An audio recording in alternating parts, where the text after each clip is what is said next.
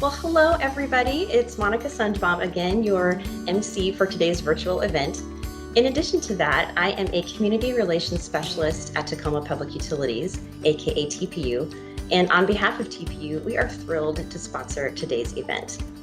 This event is so important because it's a wonderful way for everyone in the community to get together to learn more about the watershed and also celebrate it. So we're just so happy that you can be here with us today. TPU owns and operates the Nisqually River project. We began generating clean, renewable hydroelectricity there in 1912. As part of our federal license to operate our two Nisqually dams and powerhouses, we protect and preserve wildlife on 3,500 acres of land, monitor fish habitat, and provide recreation opportunities. Today, we're going to give you a behind-the-scenes look at two biologists from our natural resources team in action. We're going to kick things off with wildlife biologist Pam Heffley, who's going to show how we check on some of our fine feathered friends.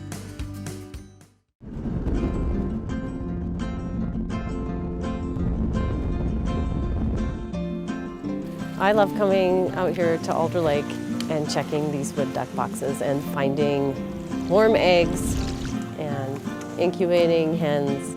It's the favorite thing that we get to do. I love being outside and improving wildlife habitat.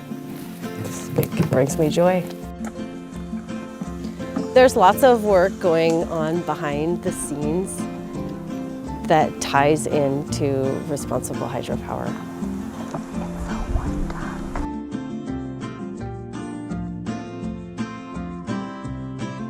When I first heard about this job, I asked the same question. What does a biologist do for a power company?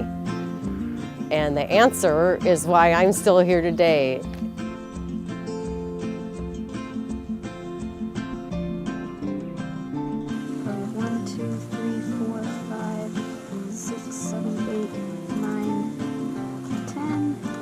Fledged.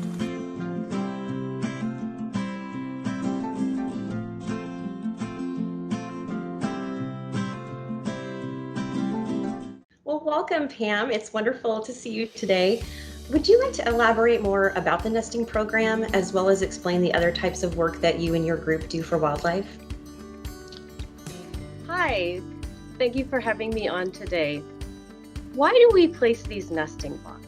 We have 40 nesting boxes on our wildlife land, and we put them in place for wood ducks primarily because our forests are younger in Western Washington.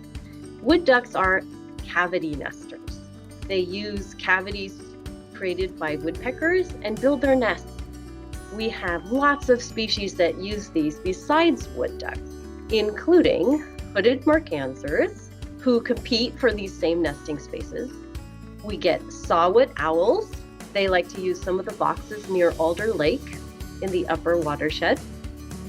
We do get rodents, including this year we got our first northern flying squirrel, which was so fun because it popped its head out of the box when I was going to maintain it and make any repairs. I started to climb the tree, the squirrel popped out and didn't end up coming out of the box, just stayed there, but we got a photo op. As far as the other types of work my group does, we have 7 people in our group. They all have their own specialty. We protect cultural resources on our lands. We manage forests for wildlife, thinning young stands to help them be more healthy and mature faster. We control weeds on our property and protect the shorelines around our reservoirs. A couple of other things that we do for wildlife is create forage fields for elk and put up bat roosting structures. Wow, that is completely so fascinating, Pam. So I love hearing about all these critters, and I'm wondering if you can talk about what are some other types of critters that live around the project. We do get quite a few mammals on our property. I have been on our lands near Ashford several times when a black bear has also been on the lands. So glad to see those species using our lands, but also at a distance. We get elk, black-tailed deer, cougar, beaver, coyote. I have to say, I get so excited when I see animal sign like tracks or scat, and I will get down on my hands and knees to poke at things or smell things that most people may not even want to look at. We get amphibians and reptiles on our lands as well, like rough-skinned newts, Pacific chorus frogs, snakes, and the northern alligator lizard, which is a fun one. We have osprey and eagle nests on our lands. We discovered a new osprey nest in the last 2 years, and it has produced young. It's really fun to find that those species are successful in their nesting. One thing that I get to do that I especially enjoy is birding by ear.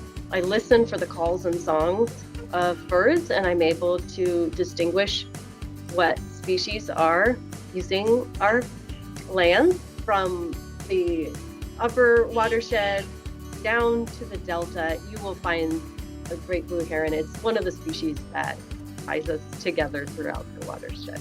The final species that I'd like to touch on is the barred owl. And this is fun because when it hoots, it says, "Who cooks for you?"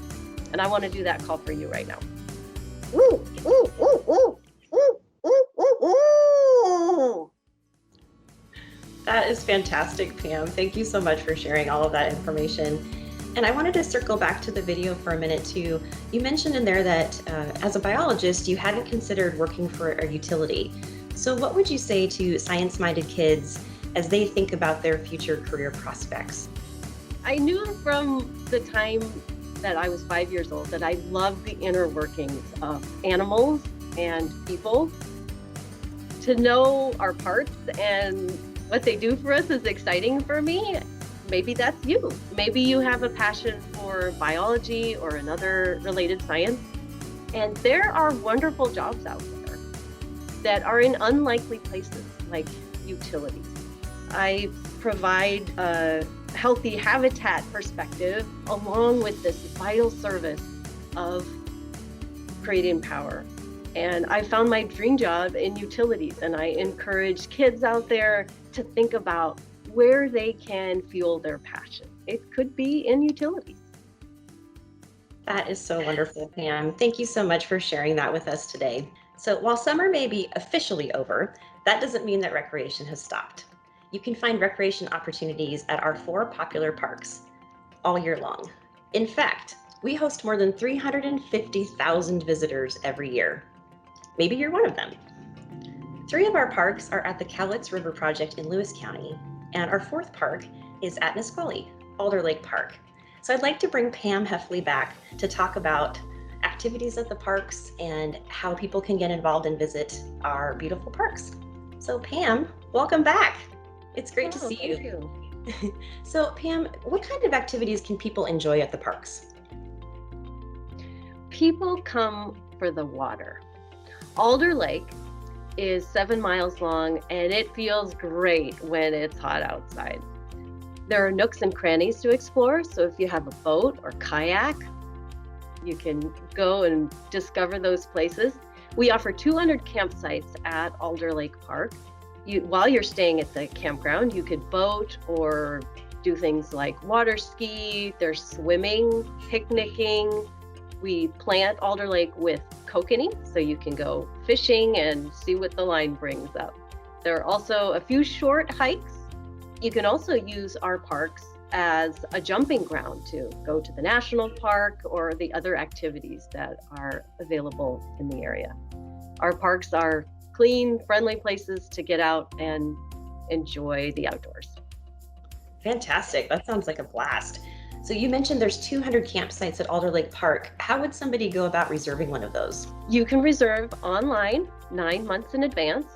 You can also call the number on your screen, which is 833-290-8180. When you're on your way to the campground, you'll know that your campsite is waiting for you. Wonderful. Again, that sounds like so much fun. Thank you so much, Pam, for teaching us about recreation opportunities. We really appreciate your time, and thanks so much for being here today. Finally, we'd like to show you an exclusive look at some of our Nisqually habitat monitoring work. Ever heard of a gravelometer? If not, you're about to learn what it is and how it's used. And here to demonstrate that gravelometer and share information about our monitoring work is fish and habitat biologist Melora Schulten. Welcome, Melora. It's so great to see you. Thanks so much for being here. Hi. Why is habitat monitoring important? We spend time every year down on the river looking at things like gravel bars and that major side channel between the La Grande powerhouse and the confluence with the Michelle River. We ask questions about how those features support salmon and steelhead, and we consider how much or how little change we've seen compared to previous years. This work helps us to understand how our operations, the dams and the water, affect habitat and how we can make improvements if that's needed. Also, the river is habitat for salmon and steelhead, but also for so many other aquatic organisms. We really want to support healthy habitat for all of them. So what are some of the different methods that you use to monitor habitat? Well, first, in order to monitor habitat, we have to get down to the river, which at this location means that we have to take the La Grande powerhouse tram all the way down. It's like a little baby gondola that we take to get down to the riverside. Then we have to load up all of our equipment into rafts and float downstream. And then we can stop at gravel bars and that side channel and other locations of interest as we go. It's a one-way ticket. Once we've launched those rafts, we're on the river until we pull out downstream. We monitor the size of gravel on the bars and see how suitable it is for salmon and steelhead to build their nests, which are called redds, when they return to the Nisqually River to spawn. We walk along each of those major bars and pick up about 100 rocks, and we use this tool right here, the gravelometer, to measure each rock. So we'll pass the rocks through these different size class holes until we find one that it does not pass through. And then I would call out to my colleague, 32, not passing 32, and they'll record that in our field iPad. And then we'll also record information about the bar, like the length and the width, and we can take some photos and get other notes and upload all of that into the cloud, into a database, so that when we're back in our office, or right now, back in my house, we can use that information to calculate things like the average size of that gravel at each location and see how suitable it is for those fish. Recently, we've also been mapping habitat like pools and riffles in that major side channel by actually walking it in person and characterizing the whole thing and drawing it out and seeing what it looks like so that we can have a sense of how it functions for our fish. We've also been doing a lot of aerial imagery using drones the last couple of years, which is a great way to help for us to capture what that landscape looks like and then better understand how the reach functions as aquatic habitat and how that changes over time. Wow, that is absolutely fascinating. So, you've worked at other watersheds, and I'm just curious, in your opinion, kind of what differentiates the habitat at the Nisqually versus other watersheds that you've worked at? So at TPU, I also work in the Cowlitz watershed and in the North Fork of the Skokomish. The Cowlitz is really big and the North Fork is really small, and the Nisqually feels just right. It's too big for us to walk the whole thing, but it's small enough that we really get to know the river on a fine scale, even though we're only there for sometimes maybe a few days in each season during the year. We get an opportunity to really observe what's happening in that river and how it changes over the time. Also, I have to say the Nisqually is such a beautiful river, and I'm so grateful that my work allows me to see parts of it that are generally not easy for people to access. When we're surveying for fish or for their redds, those nests that we talked about, we take a canoe upstream and we walk into the canyon reach that's between the La Grande Dam and the La Grande powerhouse. And that landscape is so different than the main stem area downstream. It's a really narrow, deep canyon, and it has waterfalls and deep pools.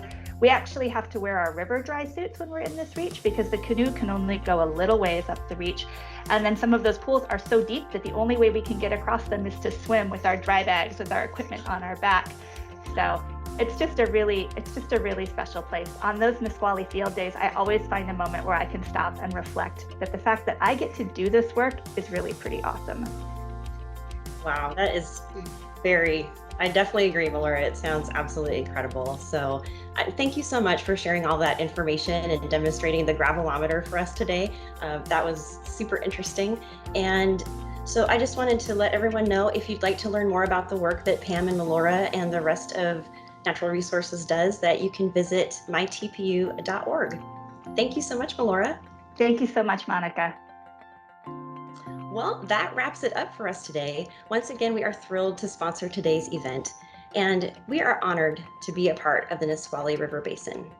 And we are fully committed to being excellent stewards of the beautiful natural resources with which we have been entrusted. So we are excited to celebrate the watershed with you today. Let's continue to celebrate it all year long, not just for one day. And we really appreciate you watching. Thank you so much and have a great day. Enjoy the rest of the festival.